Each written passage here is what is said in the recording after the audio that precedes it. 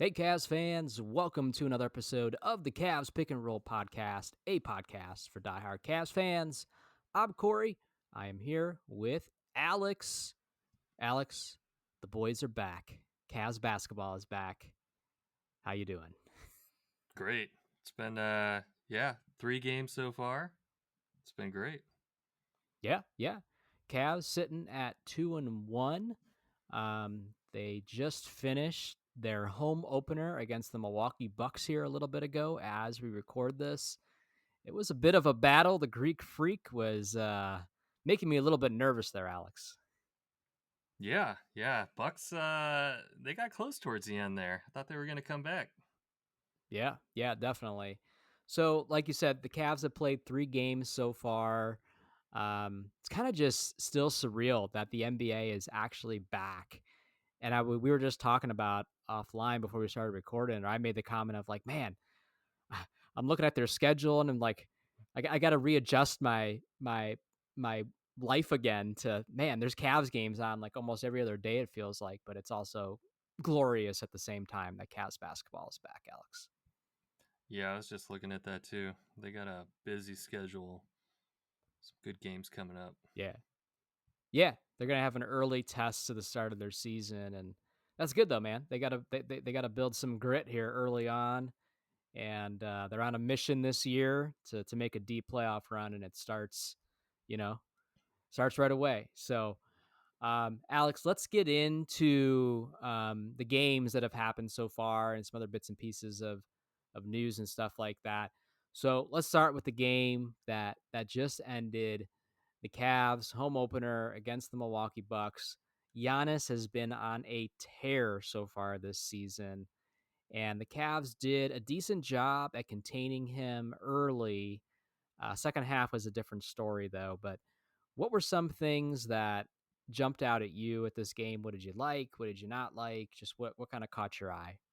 I mean, you said it, Giannis. he's a Beast. he's a monster. He dropped 40 points. No one could defend him. Like, where was Jared Allen at? Where was Mobley at? Like, nobody could Yeah, foul keep trouble. They keep were in Giannis foul in trouble, is what they check. were. Yeah, Yeah, it's yeah, like both of them. Yeah. it's like at some point, it's like, man, Giannis is gonna age. He's gonna lose a step, but now that time is not here yet. And I heard during the broadcast, this is year 13 for Giannis, which is kind of crazy, right? Um, Luckily for the Cavs, though, Giannis didn't get a ton of help in this game. Sure, a couple other scorers. AJ Green 20 points, Miles Turner had double digits, but nobody else had a huge game, right? And I think that's ultimately what helped the Cavs because with Giannis's performance, and if they had maybe one more guy step up, I was waiting for Trent Jr. to go off. That never happened. Um, the Cavs really kind of got lucky that they really only had to try to contain Giannis and nobody else.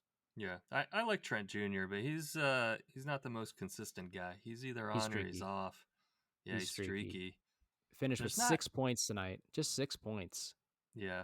There's not a lot of big names on that Bucks team anymore. I mean, you got Giannis and then Miles Turner, Gary Trent, It's Bobby definitely Portis. Like yeah, it it's kind of definitely a it different trails off look. pretty quickly, right?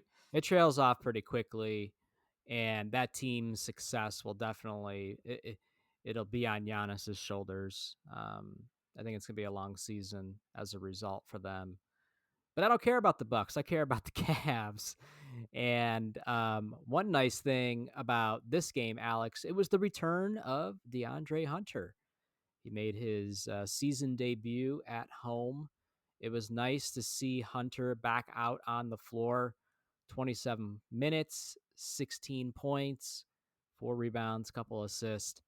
And man, like I said before in the preseason, his game is just it's fun to watch because he could play that mid-range game and he has that size. And there was times he was matched up on Giannis. He couldn't stop him like nobody else could either. But it was nice to have Hunter back. It just felt like the roster and rotation was a little bit better, right?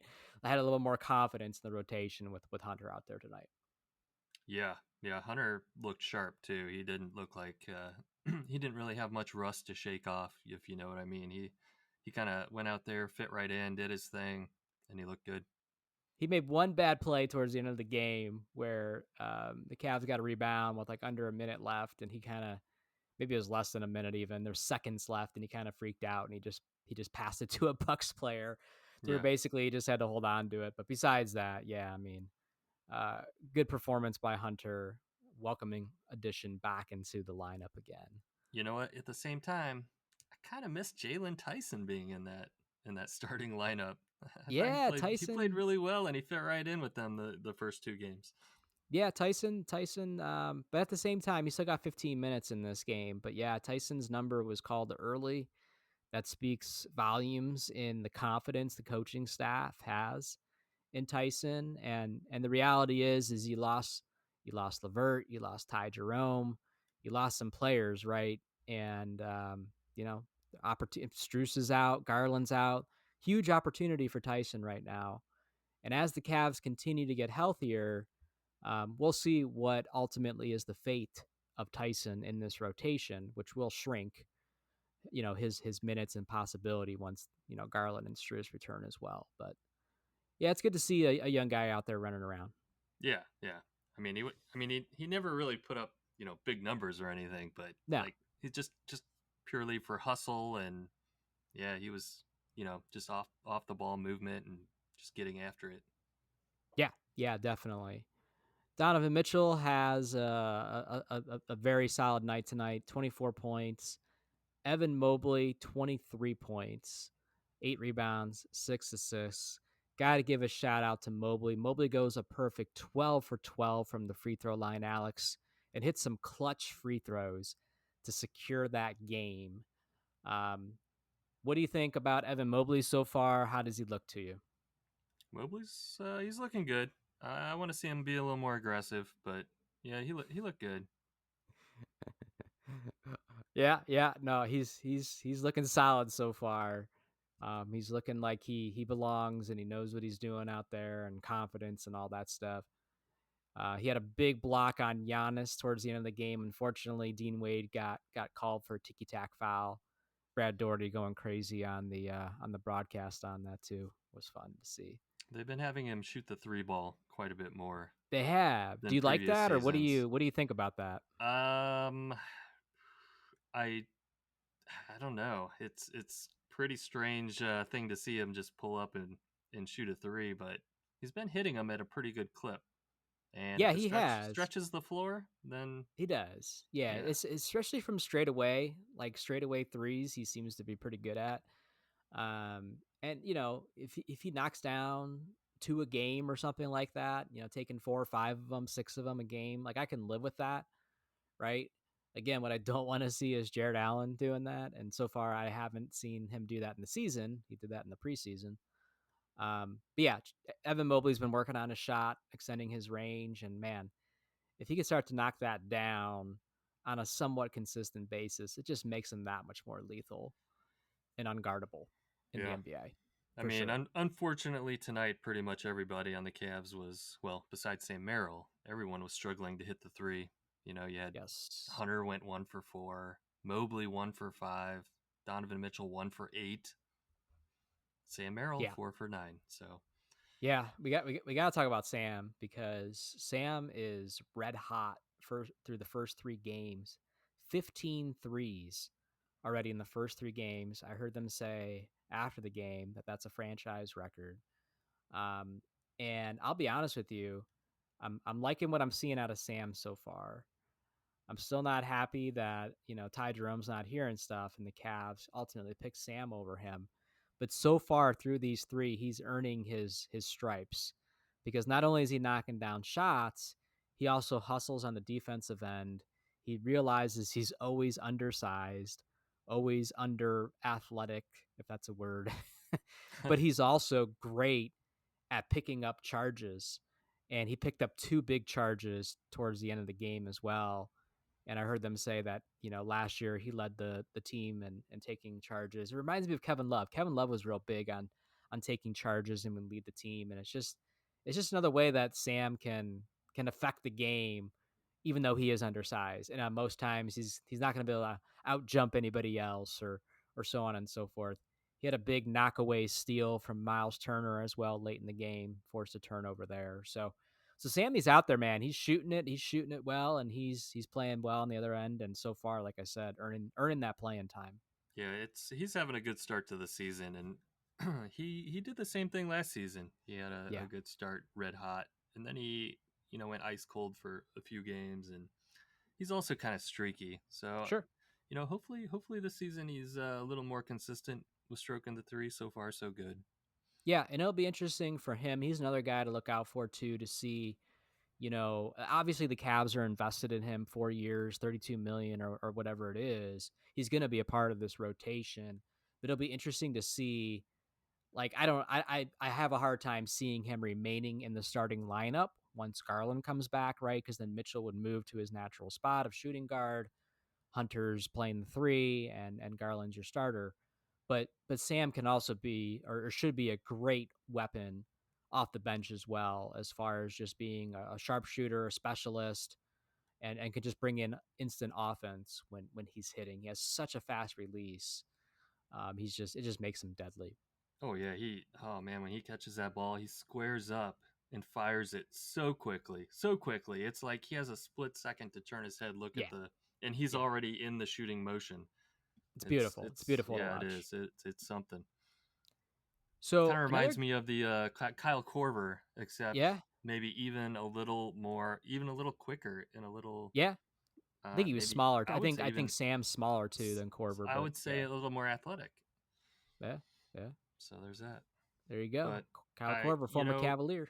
who I wanted to get your thoughts about Lonzo Ball, the newest addition to the Cavs. What do you That's who think I so was. far? Three That's who I games was. in. That's who I was just gonna bring up to you and ask your opinion. So here's Yeah, my I wanted to thoughts. get I wanted to get your opinion before you Yeah, threw yeah, it at yeah, me. yeah. So my thoughts on Ball are this: one, he looks healthy. He looks confident. It doesn't look like he's playing at 70%. Now, granted, I haven't watched Lonzo Ball all his career, but I see him out there pushing the ball, creating offense, which he's great at. That's my favorite thing about him so far is you have somebody that can come in, whether with the first unit or with the second unit, and can run an offense, much like Ty Jerome could, much like Ricky Rubio could, so on and so forth. And that's huge, right? Um, and again, too, I don't see him taking plays off. I don't see him going at half speed. He looks confident.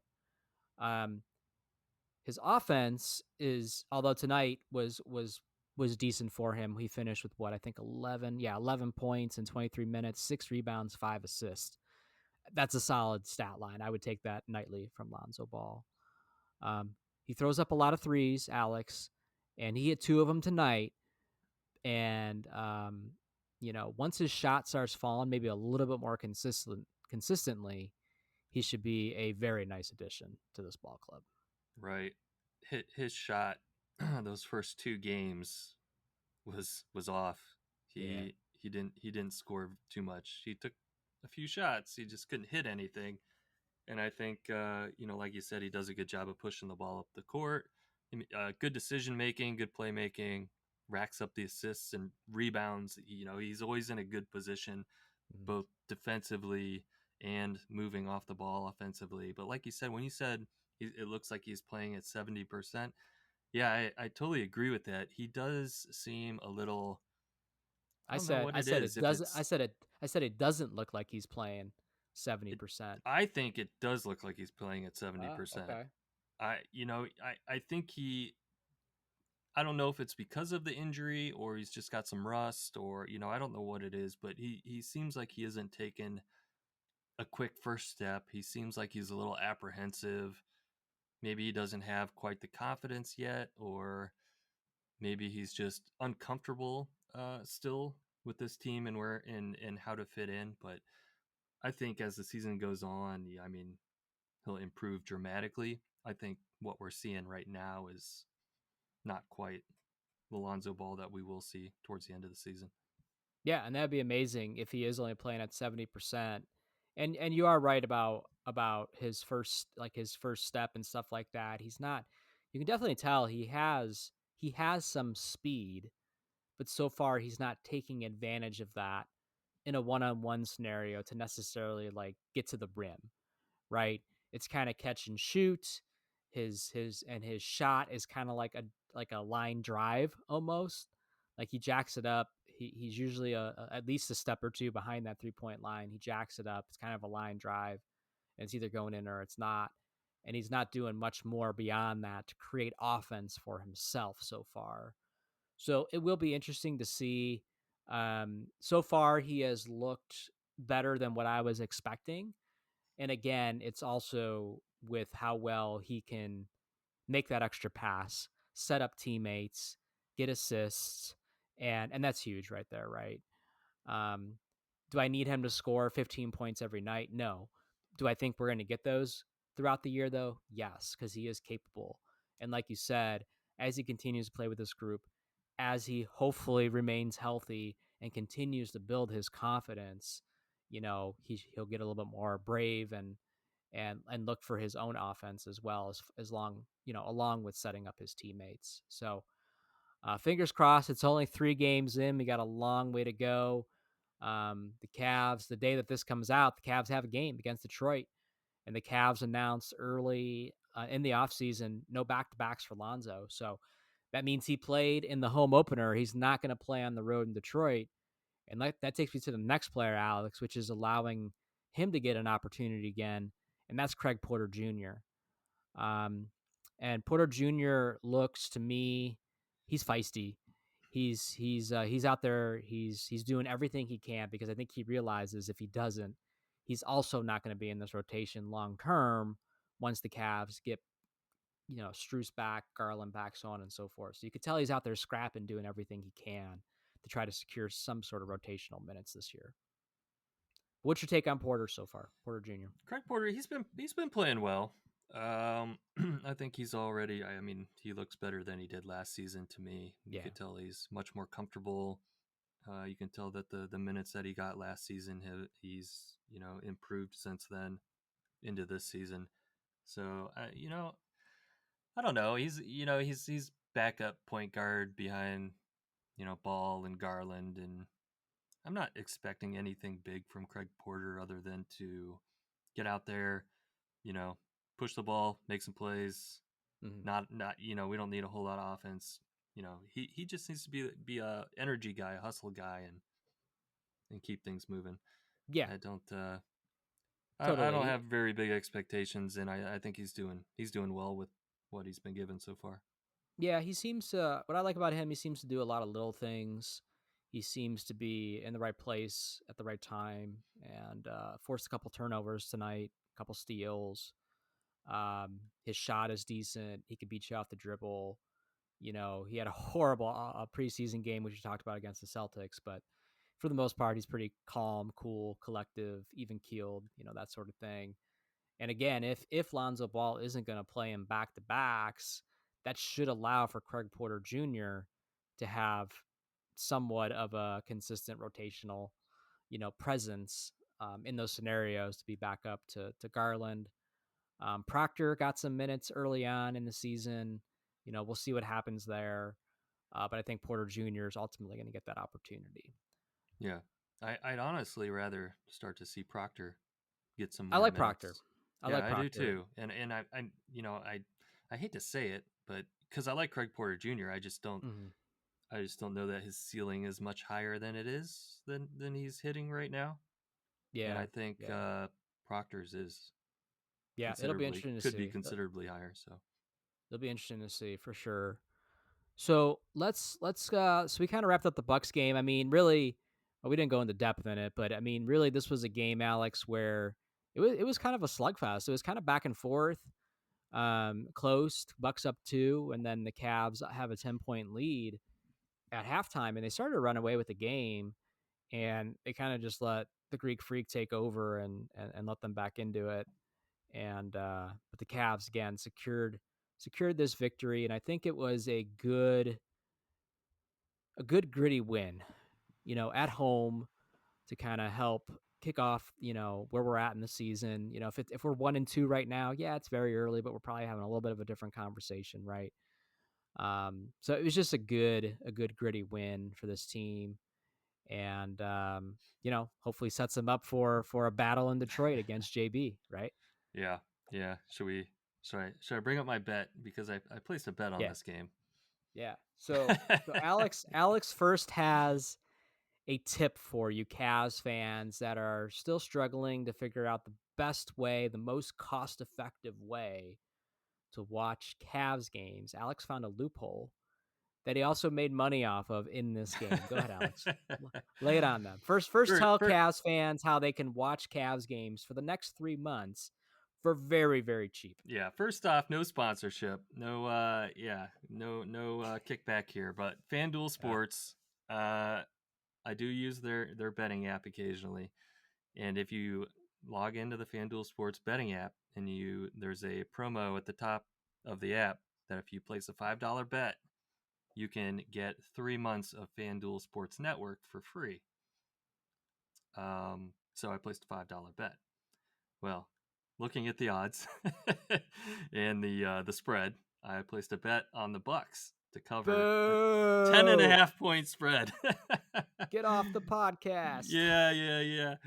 But I just thought it would be a close game. I knew the Cavs were gonna win. I just didn't think that they were gonna win by more than 11 points. So That is yeah, a I pretty placed big the five spread. dollar bet on the Bucks to cover the 10.5 point spread, So how much did and you win? You just won the $5 back? yeah. So well, I won $10, so you get the Okay. $5 plus. I won $5. So I got paid $5 and 3 months free of watching Cavs games. So there you That's go, Cavs amazing. fans. That's amazing. And that's how we both watched the game tonight, because what is nice is it allows two streams at one time, right, Alex, which is cool. Right. And what's funny, Alex, is I remember a couple years ago when it was Bally Sports, we're like, we will never give them our money. Bally Sports is the devil. Like, no, right? Right. Well, we bit the bullet, or you bit the bullet, I should say. Well, I'm still not Uh, paying them. They're paying no, me. but I know. Right now they're paying you, but what I'm trying to Yeah. say is for folks that are like, I don't want to do FanDuel. I've heard bad things about Bally Sports and blah blah blah blah blah. Well, we did FanDuel last year, and I gotta say, and I think it was the same for you. I didn't have a single issue with FanDuel last year, and the game ran perfectly fine tonight. So I'm excited. And you did say that offer does end though here in November, right? Yeah, I November believe it, 12th, the 12th or something like that. promo, yeah, only runs to November 12th. And, yeah, like you said, I've never had a problem with watching Cavs games on it. It does let you replay the game the next day. So Yep. if you miss the game, you can watch it. They also stream Blue Jackets games, so you can catch a Blue Jackets game. So there's that. I I've mean, seen rugby on there, like college rugby. They have other stuff on there too. yeah. So, The you only the know, only complaints I hear about people having with it is if they subscribe to it through the Amazon Prime app. The Amazon Prime mm, Video app will let you subscribe for yeah, whatever a month, and then you can watch the FanDuel Sports channel within the Prime app. I hear people have problems with that.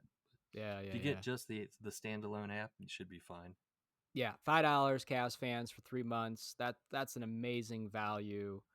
Um, Man, I know we still would have time left, Alex, but maybe on the day before it expires, I'll sign up for $5 and we'll get another month or whatever, month and some change or whatever it is from the crossover or whatever. But FanDuel's probably watching this, listening to this, and they're gonna yeah. they're gonna cancel my account.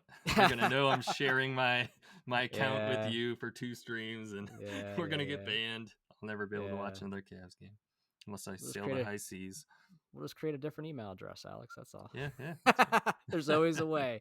There's always a way. But good tidbit for Cavs fans again, looking for a way to watch games on the cheap. So, Alex, let's talk about the other two games real quick. So, the game before this was against the Brooklyn Nets, the youngest team in the NBA. I think they also now own the most amount of first round draft picks here over the next several years. So they'll be a team to reckon with at some point. But for right now, Alex, they are not a very good team. I I did. almost forgot that Michael Porter Jr. was traded there to rot. Although he dropped 31 on the Cavs this game, and Cam Thomas went off as well for Yeah, 33. yeah. I did not know they were the youngest team. That's Yeah, good trivia. I'm used yeah. to hearing that the Cavs are the youngest team the Nah, past few we old. seasons. Seems We like, old now. yeah, yeah, getting a little long in the tooth. Um, yeah, Cam Thomas. Who the heck is Cam Thomas? Where'd he come from? How'd he drop Man, 33 points on us, man? He came out of he nowhere. had a breakout season. He had a breakout season last year too. He's just a spark plug, man. He could just score buckets. The world be free of our era, I guess, I if you will. guess. Um, this game, Alex, the Cavs were in control of for most of it, and then Michael Porter Jr., Cam Thomas, Zaire Williams puts in 25, and all of a sudden this becomes a game down the stretch. Brooklyn Nets outscore the Cavs by 15 in the fourth quarter, and the Cavs still win this game by 7, 131 to 124. No shortage of offense in this game. The Cavs put up 45 points in the third quarter, Alex. It was beautiful, but not much defense Yeah. in this game. Donovan Mitchell gave a very energetic post game interview about the Cavs getting up by 20 and keeping them down the whole game, and then letting them back into it at the very end, and talked about how they can't do that, and that was something that plagued them all of last season. They would get these huge leads, and then it would be a tight game down the stretch, and he said that they needed to break that this season, and they needed to learn to keep the foot on the pedal on the gas, and really close out games confidently. Yeah, yeah, no, that's great. I didn't see that, but that's great to hear. And I can only imagine what the spread was in this game. But again, you're on the road. It's the home opener. Anything is possible, right? From that fan base and that team's perspective. Again, we're having a very different conversation after they lose a tough game against the Knicks, which we'll get into we'll get into here in a minute. Again, can you imagine if they would have somehow dropped this game, let the Nets come back and win? We'd be having a different conversation right here. So even though yes, it's the Brooklyn Nets, it's still an NBA team, and any team could beat any other team on any given night. And the Cavs do need to learn how to close out games. The Cavs do need to learn how to win, even though they don't have other guys. Because at this point, they not only didn't have Garland and Struess, they didn't have Hunter yet. So they were down some bodies in this game, and it was good to see them pull out a win. Donovan Mitchell looked like Donovan Mitchell, 35 points. Gerald Allen makes up for the stinker against the Knicks, chips in 22, and Sam with another big night, 22 points in this game as well. Just great balanced offensive scoring. Mobley with 13 as well. Kirk Porter Jr. drops in 14. Again, no shortage of offense, and a great first road game win for the Cavs against the Brooklyn Nets. Yeah, the the thing that jumps out to me about this game is a a non-basketball event, which was a Yeah, fan running out onto the court my to God. fist bump uh, Donovan Mitchell, and Donovan Mitchell saw the fan out of the. It was like during a timeout or a break in the No, no, no. He had action. the ball. He had the ball in his hands. He had the No, ball there in was his like a hands. timeout or something. No, Yeah. no. And the fan ran from the baseline onto the court, and Donovan Mitchell's like backpedaling, and and then the fan stops, and he just starts like pumping his fist in the air, and Donovan Mitchell's like brushing him off, and Yeah. security gets the fan pretty quickly, but it was still kind of funny. Yeah. That is pretty crazy though, because again, the the NBA out of any professional sports team probably is at the biggest risk for something like that, because what would happen if five guys ran out at one time? Is the two security guards that are over there going to get, you know what I mean? Like you see all the time how there's some fan that runs onto an MLB field and it's so big, right? And you see the guy last for 30 seconds or whatever, which is a very long time, by the way, and then he finally gets tackled, right? It takes about 2.5 seconds to get from your seat to the player on the court, right? And imagine if just, man, it's just crazy how close and how many people are there. And luckily it was very non-threatening. Um, but man, just it's It still was a funny. scary, just kind of a Yeah, crazy situation, right? Can you like to yeah. be in that scenario and just I don't know, You it'd make be a it'd be good a weird point. thing. There is only like a couple security guys, and the Yeah, fan was out there, and he was like right on Donovan Mitchell's heels for which seemed like an eternity before they yeah, yeah. grabbed him. Right, He could have easily tackled him if he wanted to, and like you said, right. if it was more than one guy, oh, there'd be no stopping him. Yeah, Um, yeah. yeah, Donovan Mitchell gave a post game. They asked him about it in the post game interview, and he said that he didn't, he was so locked in and focused on the game, he didn't see the fan right away. That's why the fan got He, so close to him before he started backpedaling away from him. yeah, because you saw him kind of like do like a whoa, like Yeah, yeah, he didn't like see the guy coming out of his peripheral until the guy was basically in his face. Donovan Mitchell said something like, you see that kind of thing happen at a football game or a Yep. baseball game or a European soccer game, but you never really see it during an NBA games, which made it even more bizarre to him. Yeah, yeah. I think he said something along the lines like the guy probably got a great selfie though. He's Yeah, probably he's yeah, probably in jail, but he also got a great selfie. yeah. So there you go. There you go. Hope it was worth it. But the Cavs take care of the Brooklyn Nets to get their first win of the season on the road. Opening night, though, Alex, was against the New York Knicks in New York. I kind of had a feeling going into this game that this was going to be a tough one to win. Again, you're on the road, you're in the Garden. I couldn't even keep track of how many celebrities are at this game. And let's be honest, the Knicks, as much as we hate to admit it, are a good basketball team. Um, they are who you are going to have to get through if you want to make it to the finals this year, I think. Um, and the Cavs, unfortunately, although they had opportunity, dropped this game against the Knicks, Alex. One thing I will say before I get your take on this game is where I will give the Cavs a little bit of credit was the game was starting to get out of hand a bit early. The Cavs were down 15 at one point, I believe in the first half, and the Cavs battled back, made it a game, took the lead on a ridiculous Donovan Mitchell 3-point shot, and had a chance to win this game. They just couldn't hold on and did some other things that we'll get into that kind of hurt them.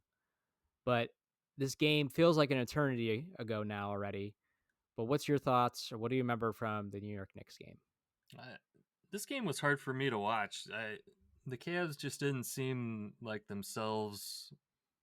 I think it's just Kenny screwing around with the rotation, honestly, and they started first time starting, Sam Merrill and Jalen Tyson together Yeah, uh, as your two guards. So I think they struggled running offense, and you could really tell. It seemed like a lot of guys were kind of lost on offense out there.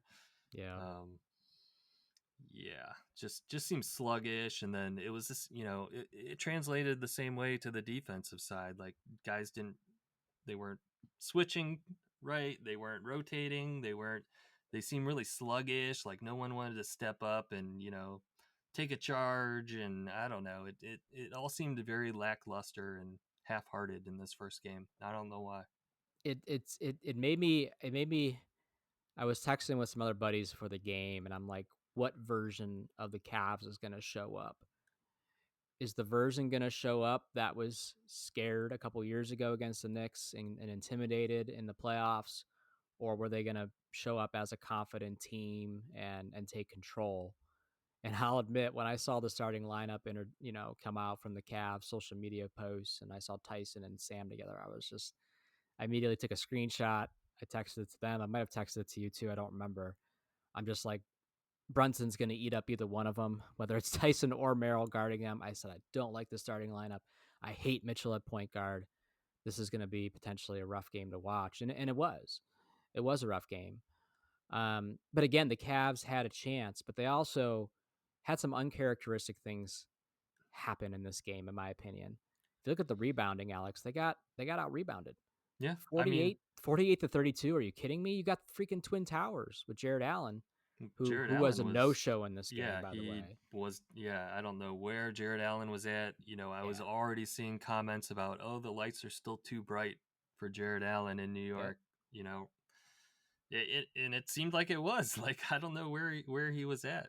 You know, it Yeah. was But those crazy. are the type of games where, the Cavs sweep the Knicks last year, which means nothing at the end of the day, right? Because who got farther, the Cavs or the Knicks? Well, the Knicks did, right? And the Knicks, like I said, they are the ones that gained the experience I wanted the Cavs to get last year in the playoffs, which is go through wars and learn how to win playoff series. And to give Mike Brown his first win of the year, I know Alex, that had to keep you up all night, but I hate that. yeah, it's still so weird seeing him there. But along with the rebounding disparity, there was also a lot of calls that went New York's way. They got to the free throw line 31 for 36 in this game, Alex, compared to the 12 of 18 for the Cavs. And that's a huge difference maker right there that is pretty hard to overcome, I would say. Yeah, yeah, I noticed that too. Like the Knicks were just having every call go their way, and there were so many celebrities on the Oh my sidelines, god. like It's ridiculous. yelling at the Yeah. players and almost freaking interfering. I hate that. I hate seeing, Spike Lee, talking to the officials and Yeah. like that's not right. They shouldn't be Yeah. doing that. Yeah, and I, speaking and like Donovan Mitchell was kind of uncharacteristic in this game because I think he took a nap in the first half. He woke up and was amazing in the third quarter, finished with 31 points. But he didn't have a great first half. Jared Allen didn't have a great game. Tyson starts, puts up 5 points. Merrill starts, gives you 19. Merrill was solid in this game. And Mobley gave you 22, but you needed more. Larry Nance and Dean Wade chipped in 10 each, but it just wasn't Lonzo enough. Ball, one for Yeah, Lonzo seven. Ball had a horrible game. Craig Porter Jr. couldn't do anything. Like you just didn't have enough in this game. And on top of it, you got out rebounded, you got out hustled, so on and so forth. So but that would have been such a statement if they could have won that first game. Like seasons here on the road, bright lights, celebrities everywhere. We don't give a damn. We're gonna come and win this game anyways. That's what I wanted to see. Hmm. And you know what? The Cavs will get another crack at that. They'll have other big games, on the schedule where they'll have plenty of opportunities to prove themselves. And one thing you got to keep in mind as well, Alex, is this team isn't 100% yet. And it's going to be a little while before we see 100% Cavs, right? But that's something that we have in our back pocket. If there's a little bit of inconsistent play here early on in the season, don't want to use it as an excuse. The Cavs got to find a way to win games, but they do have an all-star point guard coming back and a pretty solid shooting guard as well in Max Strus that'll be returning to your lineup at some point this season. Right, and we Um, were still missing Hunter for this and we game, were so we missing were Hunter for this game we too, were which down was three huge. rotational, three Yes. starters. Yeah. Yeah. It was going to be a tough game to win. It was going to be a tough game to win. Speaking of Garland, Alex, I am starting to see some articles, some rumors, some whispers, if you will, of Garland might be coming back sooner than maybe what we all thought. Nothing too official as far as like, this isn't like Shams tweeting this or anybody national yet, but I'm starting to see chatter about early November for Garland, which is right around the corner as we're going into Halloween week. Man, how huge will that be to get Garland back, assuming he returns to form? And man, that's just like I was saying earlier, like Hunter being back just made me take like a breath of fresh air, and like the rotation feels so much longer and solid and confident. Like throwing Garland back into the mix and him out there, Mitchell back at the shooting guard, Alex, man, things should really fall into place real quick when that happens. Yeah, that was one of the nice things that we had really going for us last season was just how deep the team was with shooters, and definitely two of those shooters are Struess and Garland, and we're missing Hunter in those two games, so that's three really good shooters that we were missing. So yeah, I don't know. I think I lost where I was going with that, Just but to say, I'm excited to get yeah, I'm DG the excited. We got PG back yeah. and, start to go on, our crazy dominance of the East, the he still runs through Cleveland. That's what we want to hear, Alex. Yeah, it's good to see these young guys, these end of bench guys, get minutes, but at the same time, hey, we need we need our starters back, and we need to start getting people to gel, getting comfortable, Yeah, figuring out definitely. our rotations. It's still a long season, Oh yeah. Well, 79 more games, so it yes, is what it yes. is. It'd be It is nice it. though to get it'd be nice to get Garland back within the early, teens of the season. I was thinking it wasn't going to be till closer to the end of the year, and we're going to be 30 games into this thing, 35 games in, and the team will look like how they look at that point. If those rumors are true and you're getting them back, say within 2 weeks, that's huge because it's still so early in the season, and other players can kind of go back to their natural fits on this team. Those rotations can build themselves, especially in the second unit. People can gel and get used to playing with who they're going to play with. So, man, I really hope that's true. It'd be great to see Garland out there again. So, Alex, let's kind of end with this. So, you were a little bit under the weather here through earlier this week, so we kind of missed an opportunity to do what we traditionally do, which is some predictions. We're 3 games into the season. I think it's still early enough to where we could throw some predictions out there. So let's kind of rapid fire through a couple of them. I have a couple in my head. Maybe you can come up with one or two as well. But the easiest one, the biggest one that you will see anybody and everybody ask whenever you do any kind of season predictions, and they're 2-1 already, so you got to take that in as a factor. But how many wins do you see the Cavs getting this season? Ooh, that's a tough one. Let me think. I'm gonna say, oh man, I gotta think about it.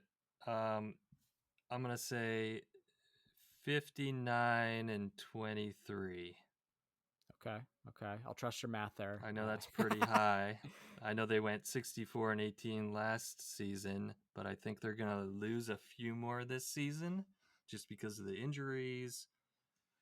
But I, Yeah, I was gonna say they were gonna lose more games than that, but then I'm thinking about the rest of the teams in our division and the injuries that occurred. Jalen Brown in Boston, uh, Halliburton in Indiana, uh, some of the guys that are out, and I think the Cavs will get some wins because of that. yeah, So yeah. yeah, Hopefully, I'll I stick with heard 59-23. I heard Boston's 0-3. Jalen Brown. I think you meant Jason Tatum.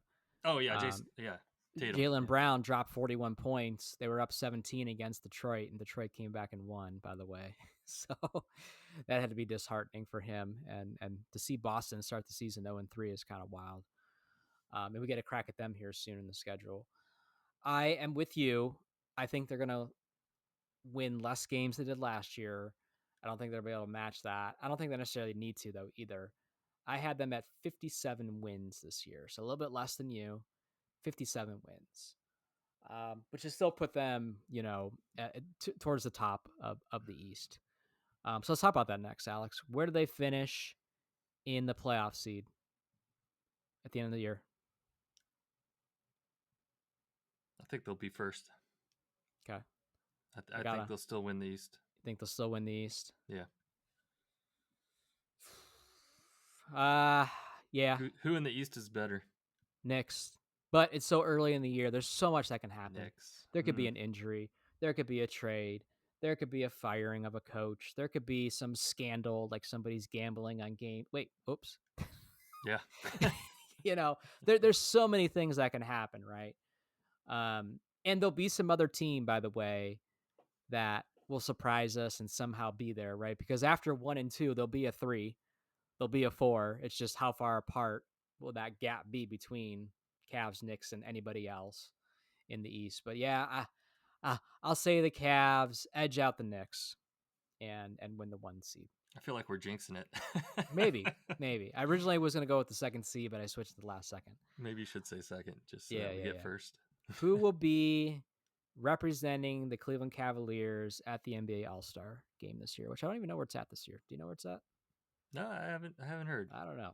All right. Well, Who's going to be Alex? Mitchell and Mobley. Mitchell and Mobley. Can we get Sammy finally in a 3-point contest? No, I doubt it. I know. I know. If he keeps Maybe shooting though. like he You is, never though, know. you never know. If It's he's not. if It's he's keep having a shooting. yeah, Yeah. if he's like leading the league in threes or something like that, maybe. Who is one player that could potentially impress us the most outside of the core four? Like, who kind of has that Ty Jerome esque season that nobody kind of saw coming outside of the core four?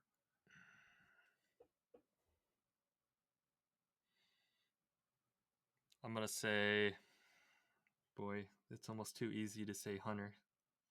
I'm gonna go with Hunter, although I feel like Ball could also be, if he returns to form, he has a very high ceiling, and he could play. Like I said, I think he's like at 70% right now. But I'm gonna go with Hunter. Yeah, I should have included him because I think we all know Hunter can ball. But to be fair, man, Hunter could be such a difference maker if if if and when the Cavs can get to a finals with this group. He really could be, and we had him coming off the bench all of last season. So Yeah. this season, if he's gonna be in the starting five, then I think there's a much higher potential of him, of his ceiling being higher, and him really coming into his own this season. Yeah, yeah, that's totally fair. I don't disagree with that. Um, kind of didn't even think about Hunter to be honest with you. It's a great pick, an easy pick, like you said. I'm gonna go in a different direction, and I'm gonna continue to roll with Sam Merrill. Wow. I do think Sam is gonna um, not stick in the starting rotation. Will Sam even necessarily be the first guy off the bench? I don't know. Probably not. But I think Sam has the potential to continue to play rotational minutes and make an impact, which for the last couple seasons he has been here has not been a consistent thing for him. Sure, we know he can shoot the ball for a while, but there's stints where he plays a week or two. There's stints where he doesn't play. He's in the rotation. He's not in the rotation, so on and so forth.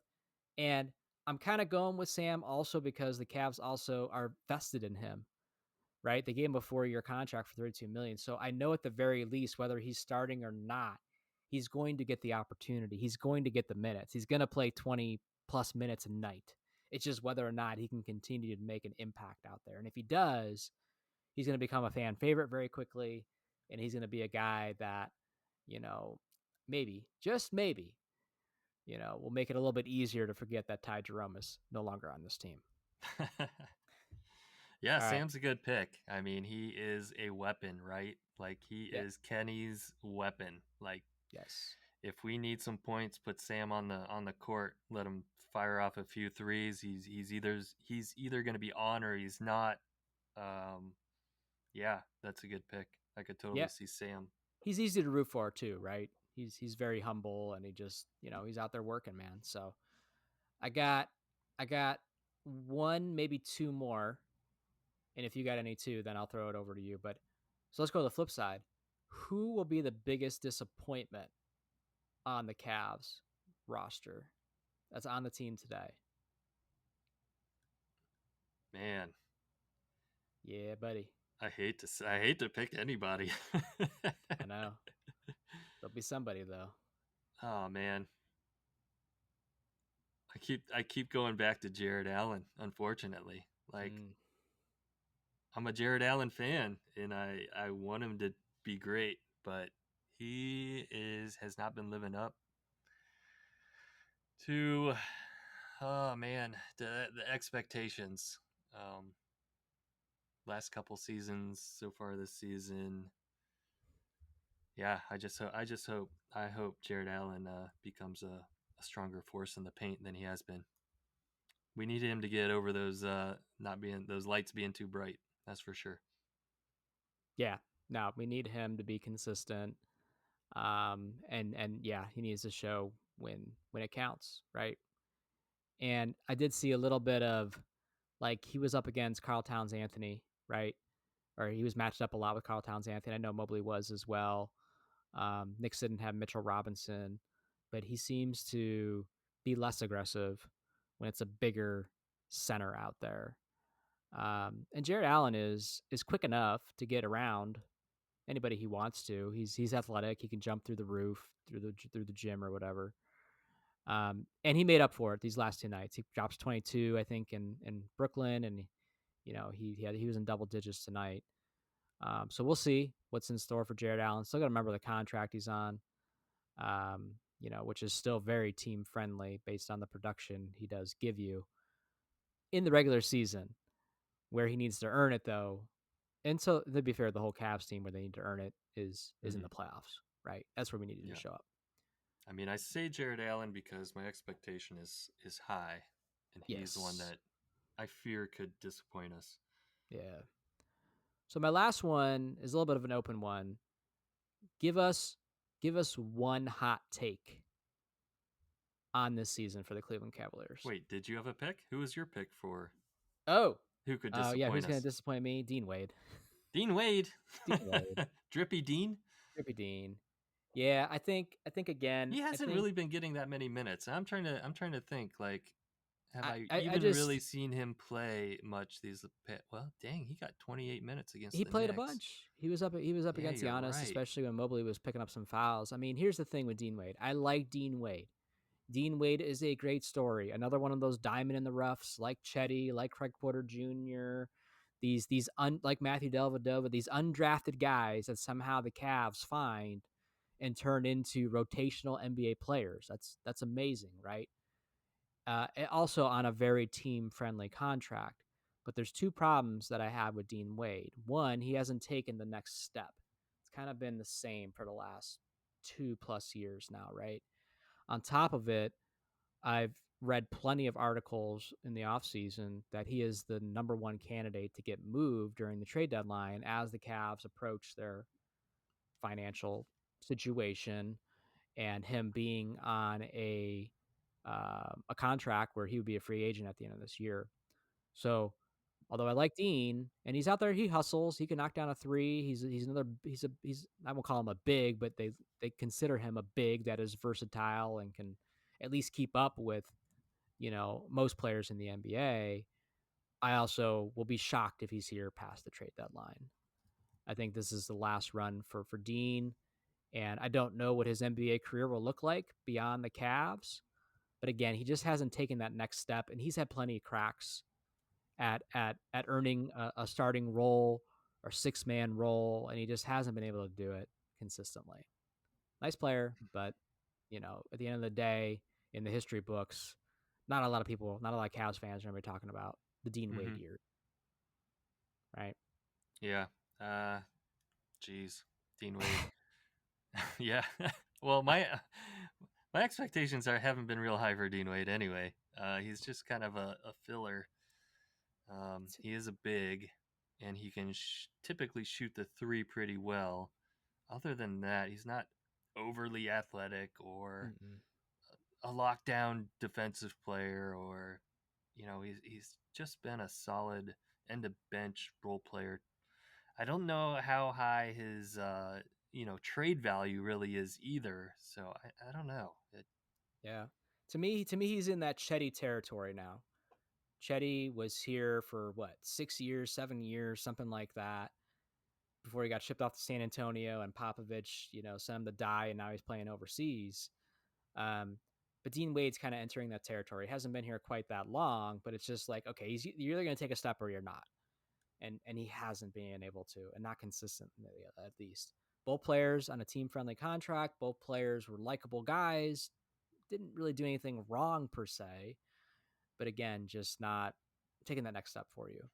Hmm. And as Max Strus comes back, as Thomas Bryant takes over the backup starting role and starts to get into Alex's heart, I just don't know where.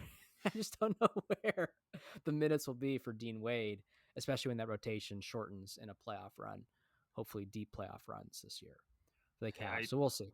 I do think that we could see the Cavs be very active at the trade deadline. They'll have a lot of assets. And you know what finally gets some teams over the hump?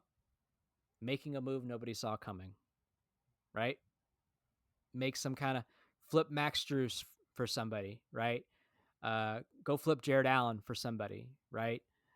So on and so forth. I mean, they have plenty of assets, both veterans, both young guys like Craig Porter Jr. and stuff like that. Team contract friendly guys like Dean Wade, star players like a Jared Allen, so on and so forth. So it will be very interesting to see. We're a long ways away, but it'll be very interesting to see what the Cavs, what the team looks like at that point in the year, to be honest with Yeah. Yeah, maybe we can trade for Ty Jerome. I hear he's you. pretty good. Yeah. I who got to who go watch. unfortunately is not going to be able to make his Memphis Grizzlies you know, he got hurt, right? Oh, He's out for at least the next 4 weeks with a calf injury. oh, I didn't So, hear that. Damn, man. yeah. Yeah. That sucks. I wanted to go look up some Ty Jerome Yeah, highlights. I was looking forward to the Cavs Jerome Grizzlies debut to see how Yeah. he looks, but no, Yeah. he's out. That's crazy. So my last one, Alex, for you is give us a hot take. Your hot take for the A Cleveland hot take. Cavaliers. Yeah, give us a hot take. Oh man, I don't Be know if I anything and have anything. anything. It can be anything. Anything. Be something silly, something stupid, something serious. I'm not that creative. I know, but I like putting you on the I spot. know. And I like doing all this without telling you before we record too. Just makes for better entertainment, I think, Alex. Man, I'm drawing a blank. I can't really think of any hot Will you take. place Let me more think. bets against the Cleveland Cavaliers throughout the year? Ooh, probably not. Yeah, Like, I would say no. I guess it would depend on the spread. But Nah. So usually, that's a one and done right there. Like you got to retire. You go out on top with your $5 and your 3 months of free Cavs I basketball don't know, man. and Cavs retire. like to let teams come back in. So if They it's do. like They do. greater than 10 points, 12 points, I don't know. I might bet on the other team to cover that spread. How about I give you my hot take, All and right, then we'll let's see hear if it. you okay. So my hot take: if the Cavs don't win a championship this year, Core Four will be no more. They will absolutely 110% break up the Core Four. It will finally happen, Alex. Yeah, I could see that. Yeah. I mean, when I was saying that I thought the Cavs would be very active at the trade deadline, like we were saying Dean Wade, but also I was thinking this might be it for Jared Allen. Yeah, if they don't see it, if they get a sense of, man, we're right there, but we need a different fit somewhere. We need I a don't think different they'll look move somewhere. Mitchell though, or Mobley. No. It won't be Mitchell, So it won't be when you say Mobley. break up the core four, that I only think Allen and possibly Garland. Like, Correct. Absolutely. Absolutely.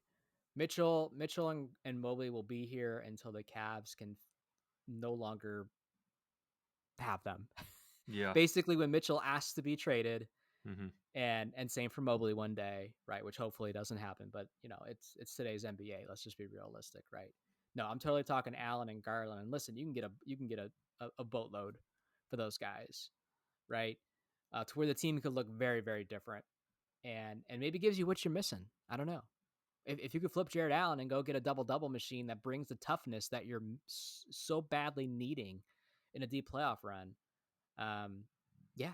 I mean, if that's what the Cavs feel they need, sure. Let's go get Giannis. Yeah. uh, so did you come up with any hot takes or no? No, not really. I can't All think of right. anything. All right. Do you have any? Do you have any? I'll try to have a hot take for the next episode. Okay. All right. All right. Fair enough. Fair enough. Anything else, Alex, from your end? We're pushing an hour Uh, here. yeah. Real quick, I did watch the season 2 of the Starting Five on Netflix. This season followed Tyrese Halliburton, James Harden, Shai Gilgeous Alexander. Very good season. Kind of follows them, their home life to the NBA to all the dramatics that happened throughout the season. Oh, and Kevin Durant, of course. So very good season. Check it out. I mean, any NBA fan would love this show. Season 1 was great. Season 2's just as good. Do you think? So you talked pretty positively about this show for a while now. When you discovered it last year, I still haven't watched any of it, even though I keep saying I'm going to. So I have no idea the feel of the show, the flow of the show. Do you think anybody on the Cavs would be a good fit for a show like that? because like when I hear James Harden, when I hear Kevin Durant, I don't get very excited. Maybe it's You just know, because they're star players, but they're not like today's star players, and they're not star players that I really, I was never really a James Harden guy or a Kevin Durant guy, to be honest with you. the show really hits on of course, the drama, right? Like the Sure. drama that surrounds these star players, and it's not necessarily during all the drama that's during this one season. It's they went back and they talked about Harden and KD and Westbrook in OKC Mm-hmm. and how that broke up, and then KD and or not KD, was it KD? Yeah, KD and Harden reunited in Brooklyn, and how that Right. ended up breaking up, and KD and his obsession with replying to Twitter trolls, and Yeah. Yeah. Shai Alexander, his quest to win MVP over Jokic. I mean, there's so many storylines that happen in this show. What's the one with? I'm trying to remember what some of the others were. Halliburton's injury in the finals. It went into Sure. that. Yep. Of course, they followed Halliburton through the playoffs, and all the crazy comeback games they had where they were down big Mm-hmm. and then came back to win in the final seconds. One of them was against the Cavs, so they went into that, showed him doing his stupid choking celebration, Yeah. big Yeah. ball celebrations, and yeah, it really pissed me off and annoyed me. I can't stand Yeah. Halliburton after watching that show. Yeah. But yeah, like all the storylines are really good.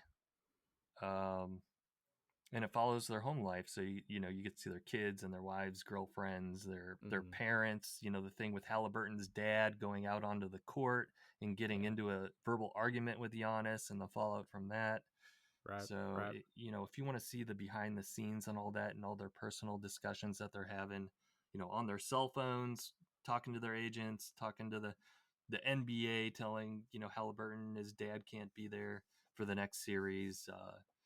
You know it the trades that are happening, the rumors around KD being traded and KD Mm-hmm. getting upset about it, the Luka Doncic trade to the Lakers, and then you get to see all of their real-time reactions to that trade about nobody being safe. And Yeah. yeah, Yeah. like Yeah. it's just a really good show. Like it hits on everything. Yeah, it feels like the obvious choice from like the Cavs roster would be like a Donovan Mitchell, right? See, that's what I was getting to, though. But like, I don't know if there's yeah, enough probably drama Donovan around Mitchell. I him. just don't think there's any drama around Yeah, any of the he, Cavs he's players he, he's enough got like where, the charisma and the presence, and yeah, be good on camera and all that stuff. his It mom, just his just mom got is at every engaged. game, and Yeah, his mom. Yeah, that's fine, but he doesn't have kids, and he doesn't really have. He's not egotistical. He's not. I mean, yeah, I just don't know if there's enough drama there, right? It they sounds could like go out of that into, yeah, him, leaving with Utah. maybe his relationship with Gobert, and yeah, leaving Yeah, Utah. yeah. But that's all That's I can kind. really think of. It's like 4 years ago now, though, right? So Joining the yeah, Cavs. joining the Cavs and stuff like that. Um, but yeah, it'd be cool to see him or somebody on the Cavs eventually make a show like that. I don't know how long that show will continue to run, but yeah, fans go check it out. You think you said it's on Netflix, right? Netflix. And what's it called again? Starting five. Starting Five. So there you go, fans. If you're looking for another NBA fix in a different way, go check it out on And then Netflix. I just saw there was a Allen Iverson TV show. Ah, I can't remember if it was on Netflix or one of the other streaming services, but I'm looking forward to watching that next. interesting. Okay, cool. All right, Alex. Well, we went an hour plus, but that's all good. Lots of good stuff going on. Cavs basketball is back. We have officially dropped our season predictions and looking forward to watching some more Cavs basketball this week. Halloween week, Alex, as well. So that's always a good time. And just the return of Cavs basketball. So, want to thank you, Cavs fans, as always, for tuning in and listening. And Alex, let them know where they can follow us and connect with us.